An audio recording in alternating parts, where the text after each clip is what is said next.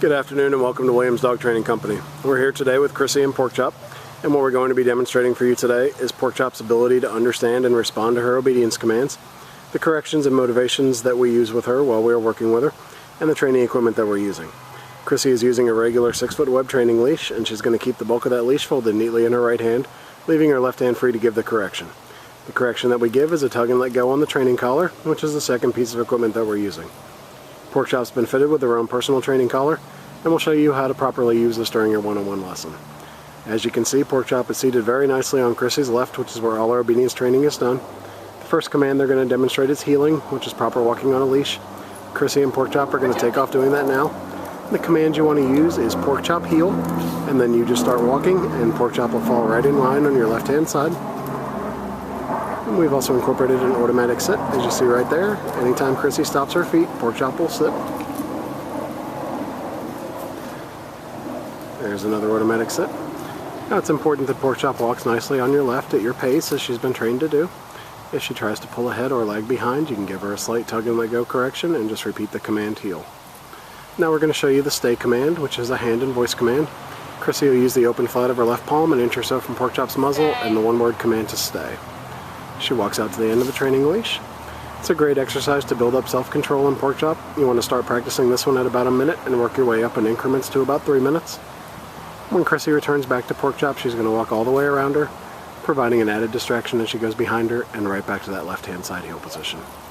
Pork Chop remains seated throughout, and they take off heeling again. Show you a little more of the heel to sit and the stay. There's another automatic sit.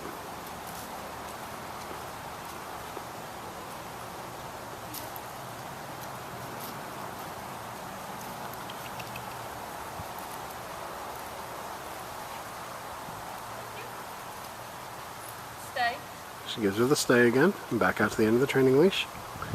This time, instead of returning back to Pork Chop, she'll demonstrate the come or recall command. You can call Pork Chop in using her name in a nice voice.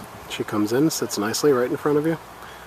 And then we have an exercise called the finish, where Pork Chop will heel around the back to get right back to your left-hand side heel position and sits nicely.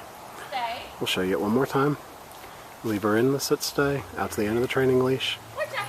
Call her in using her name. And she comes in, sits in front, and then the finish, you're going to heel her around the back and right back to your left-hand side, and she'll sit nicely. She gets a little praise from Chrissy, and they're going to take off heeling again.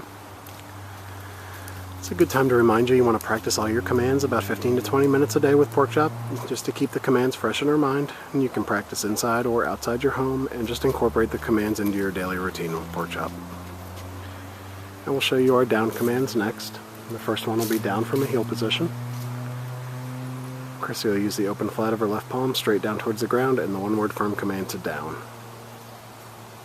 She then gives her a stay and walks out to the end of the training leash. It's another great exercise to build up self-control in Pork Chop. You want to start this one at about 3 minutes and work your way up in increments to about 5. When Chrissy returns back to Pork Chop, she's going to walk all the way around her as she did on the sit stay and right back to that left-hand side heel position. Pork Chop remains down throughout. Chrissy gives her a little praise and takes off heeling again. We'll show you that down command one more time.